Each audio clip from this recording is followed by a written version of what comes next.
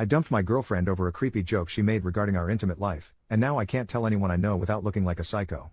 My 23 male, ex-girlfriend, 25 female, and I were together for just under 8 months, and we clicked. Got along like a house on fire from the moment we met. We had a lot in common, from our morals, to our goals, to our taste in music. My family? They love her. Probably more than they do me. My mom wanted a daughter so bad she couldn't stand it growing up. She had 4 sons before she just gave up. It was probably 3 months ago now that we had been on the couch while I watched a movie and she scrolled TikTok. Not a TikTok hate post. Scrolling can be fun. I'm just more of a YouTube guy. Speaking of showing me videos, she showed me one of a man holding his son, and dancing to a song. She laughed and said something about how good I would look as a dad, which was pretty weird considering, as far as I knew, both of us were child-free by choice. God knows I am. I tried to take it as a joke, and mention that it was too bad, so sad, she would never know. I thought she would respond with something about how there's nothing sad about avoiding it or something. She has never given me indication before this that she wanted children. And she started giggling this evil giggle, and said something like, I don't know, it only takes one broken rubber. In this sing-song voice that I'm not even joking gave me freaking goosebumps. The implication was clear in her tone. Was she making a joke about poking holes in condoms? To me? For real? I tried to laugh it off, but it made me so damn uncomfortable. Skin-crawling levels of skeeve the fuck out. And after that my intimate interest for her was entirely gone. It's like I processed her as a threat or something. To be entirely honest, my libido in general is entirely gone. Still hasn't come back. It feels like it's hibernating or something, until the scary lady is gone. I know what you're thinking, why didn't you communicate? And I tried, a couple times, but when she said, oh my god, I was kidding you big baby, but never denied that the joke was about that. I dropped it, and stopped bringing it up. I didn't think it was worth the fight at that point, because while I still do care about her, a lot, I do not feel comfortable even going to sleep around her, and there is no way that is gonna mesh with a healthy relationship. If there's no trust, there's no relationship, that's how I feel, right? So I broke up with her, and when I told her, I said it was because I really needed to focus on myself. I didn't see a point in telling her then, it would have just pissed her off. As is, she seemed to take it in stride, not angry, or concerningly upset, so that's good. My family is even more heartbroken about this than I am, and I haven't been handling it well either. They've been begging me to reconsider, but there's no way I'm doing that. And there's no chance I'm telling them the whole story, especially my mom. She'd lose it, she's constantly asking for grandchildren. Even my dad, who doesn't really care about that and knows he's more likely to get grandkids from my younger siblings, would probably tell me I'm overreacting. So, they got the same story I told her. It's frustrating because I know, logically, it's no big deal and even kind of a joke, but at the same time, it's been upsetting and honestly kind of sad. I know I'm overreacting, but in the moment it felt like my only option, and I really don't want to take it back even if I am. I know you may think I'm paranoid, and I probably am, but I just could not stop thinking about it. After she told that joke, I think it was going to end one way or another, so I'm glad it ended on decent terms instead of trying to stay and fix everything until I hated her. Sorry, I'm talking a lot, but like I said, no one to talk to about this because being unreasonable in real life is like a criminal arrest and I'm trying to avoid another of that particular black mark on my reputation. Anyway, off to research vasectomies because I will not be entering another relationship, or becoming any kind of active with anyone until then. Edit to add, I was clear, from the very beginning. And from what she had told me she was on the same page. I would never have dated her for 8 months if I thought she wanted kids, because I wouldn't want to waste someone's time like that. If she wanted kids she could have just said so instead of whatever that was. Also, someone asked me if I was responsible for taking care of my siblings growing up. I am the eldest and the next oldest is 16. You would be correct that this is a big reason that I don't want children.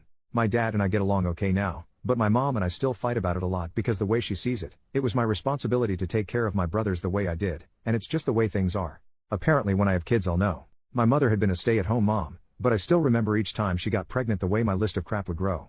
By the time I was in middle school I was in charge of the youngest two anytime I was home, and if they got into anything or caused trouble, it was my ass that was grass, and mom's belt and dad's board were the lawnmower. Edit, I want to defend my mother, just a little or maybe why I haven't went no contact. The reason she thinks it's the responsibility of the oldest, is because that is how she, an eldest sibling herself, was raised. On top of that, I do think that she suffered pretty heavily from PPD during this time. I don't think my mother is some heartless monster or even a lazy parent. I think she was going through a hard time mentally and handled it the best she knew how, which was to lean on someone she shouldn't have, which is me.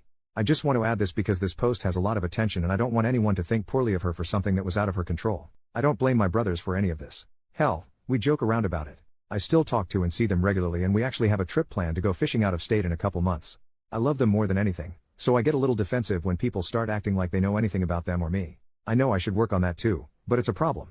Rude people, man. They get to me.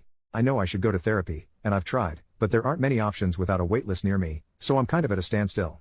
The fact of it is, even if the therapist changed my fears, I know what I want from life and it isn't children.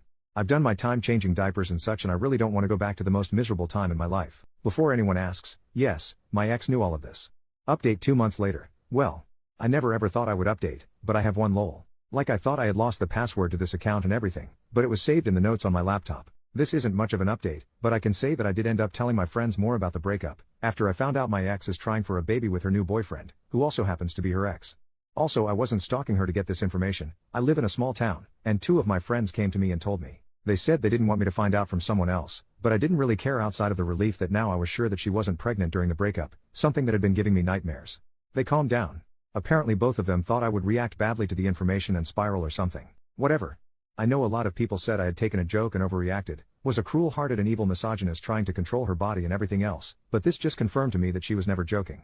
I mean, it's been a little over 2 months since the breakup, and she's trying to have a baby. I'm not angry at her anymore, not at all. In fact, I'm happy for her, because if this is what she wants, good for her. I just wish she could have told me sooner, so as to not waste either of our times. I've been working on getting a vasectomy, but as of now it hasn't happened yet. But as I mentioned in the last post, I won't be intimately or romantically active to any degree with anyone but my hand until that's completed. I think I'm lightly traumatized. This is a joke, you can laugh. What else? I'm thinking about getting a new dog? I have nothing else to add here, but thanks anyway. OP on his final thoughts of getting a vasectomy. OP, yeah, I explained it in the last post to a degree, but I didn't really get into my medical anxiety. I have it really bad, and even when I made my last post I knew I was going to have to get one, because I realized trusting someone else with my future, no matter how trustworthy they may seem, isn't enough. I have never, and never intend to make love without a rubber. Even after the vasectomy, and every woman I've been with intimately has expressed that they are also child-free, and are on birth control of some kind. I am not into taking chances. I wouldn't mentally be able to handle having a child, and I would be a terrible father. I knew it was my time to take it into my own hands after last time, but was still extremely nervous, to the point that I was considering becoming celibate, just to avoid the possibility altogether. It was actually the men, and wives of men on Reddit who reached out after my last post, and explained that they understood the nerves, and they were natural, but that it really wasn't as scary, or as painful as it sounds. I am very thankful for that, because it helped me to get up the balls, pun not intended, to bring it up with my doctor and start the process. Some even gave me advice on how to deal with the healing process, which I have fully taken under advisement. I'm hoping that afterward I feel the same way they do, confused and frustrated with myself as to why I didn't do it sooner.